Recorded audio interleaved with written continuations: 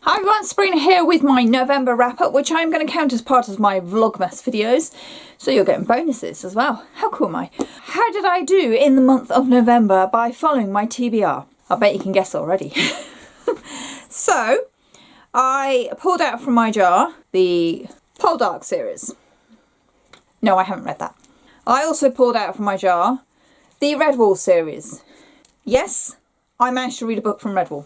I did read A Redwall Winter's Tale by Brian Jacks, which is a short little novella. It's kind of based around solstice. It's a very sweet little story. That took me about half a bus journey to read. So yeah, I should have brought a second book with me that day. Also out of the jar was something from Malcolm's Sci-Fi bookcase, which I'd chosen, Electric Dreams by Philip K. Dick. This is a collection of stories that they adapted for the TV series a few years ago now on Channel 4. Really entertaining short story collection. I read one every night, so whizzed through that in a week, which is great. And the Scythe trilogy. No, I didn't start that either. I also failed to read A Fairy Little Book, and I failed to read book 2 in the Wheel of Time series as well, which I kind of promised I was going to do and haven't yet. I did, however, managed to read Eva Evergreen, which I borrowed from my work library. Beautiful little middle grade fantasy story featuring Eva Evergreen, who's a semi-magical witch. Very sweet. I also read Skin of the Sea. I picked this up. This is by Natasha Bowen. This is a Little Mermaid retelling with West African folklore. Beautiful story. I really, really loved this, and I'm actually very looking forward to the sequel of this. It's also a gorgeous cover. This is like, it's not doing any justice to it, but yeah, highly lovely. I then read Lionheart Girl, which is part of my stock coming into the library at work. So I read that. That is a lovely, completely different from anything else I have read recently.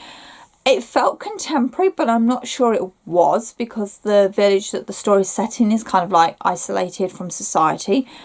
But it was very much witchcraft and female power and secrets and family lies and loyalty. There was a lot going on in this book. I was really impressed by it. My husband finally finished reading June Messiah by Frank Herbert to me. Yeah, I kept falling asleep on this one.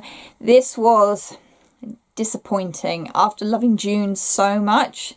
Yeah, I don't know whether it was us or if it was the storyline. I don't know, but I wasn't impressed by this one, which is a real shame because I really did like June.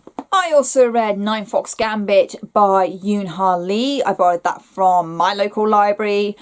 Oh my gosh, I jumped into that not knowing a thing about it other than that it was like sci-fi. And by about 100 pages, I'm still completely confused as to the world. They're literally, you're thrown in and you learn it as you go. And it's so different. I mean, it's all based on mathematics and something to do with the calendars.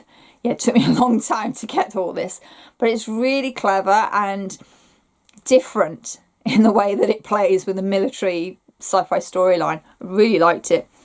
Turns out it's a trilogy, so I'm going to go and find the others. I also finally got around to reading Certain Dark Things by Silvia Mourinho Garcia. This is lovely. I love this a lot. I was reading all the information at the start of this book because apparently this has been published earlier and then kind of got withdrawn and then raised in this like cult status of you must read this book, people. So it got republished, which is the version obviously I've got. And it's set in Mexico City. It's involving vampires in our world. We know about them. They're an established fact. But it's different factions of vampires. It's Brazilian mythology. And it's so interesting. It really is. And we basically just follow two main characters. Atul is a vampire who's basically just trying to survive and get out alive. And Domingo, who kind of befriends her in a way in order to help her. And it's really cool, just this relationship between vampire and human and how it interacts. And there's a lot of violence in here. There's a lot of blood spilt. But really, really good stuff. So I'm going to have to go and check out more stuff by this author because it was really entertaining. I loved it. And then I read Beasts of Prey by Ayania Gray. I hope that's right. This is described by the author as a Pan-African fantasy story. It's a real mixture of mythology from across Africa, sort of pulled together with this kind of standard YA fantasy storyline where two people from opposing sides have to meet together in order to solve a problem. And some of the beats I saw coming, but it was really beautifully told in a way that kept me hooked and wanted to know more. And I really wanted to see how this world worked. And I really like this quite a lot. And it's also really pretty. But yeah, this has got a sequel. It's another one of those we're going to end on a cliffhanger, which is a real shame because I would have loved a standalone story. But considering what was going on in the story, it makes sense to be at least more books. And then finally, I'm hoping to finish a reread of Every Heart a Doorway by Shauna Maguire. This is a novella from her Wayward Children series. This is the first one in the series. And it's basically what happens when you come back from Wonderland. And we follow a school for individuals who have fallen through various portals into different worlds. But it ends up getting a little gruesome. There's murders going on in here and you know, there's a lot going on in such a short little book. I'm just over halfway, so I'm hoping to finish that tonight, which would be kind of cool. And that's everything I managed to devour in November. As I said, there were, what, three books that were on my actual TBR there? No, there were 2 books on my TBR, actual TBR. Never mind. Let's see if I can do better next month. It's probably not going to happen, but hey, it's fun finding out.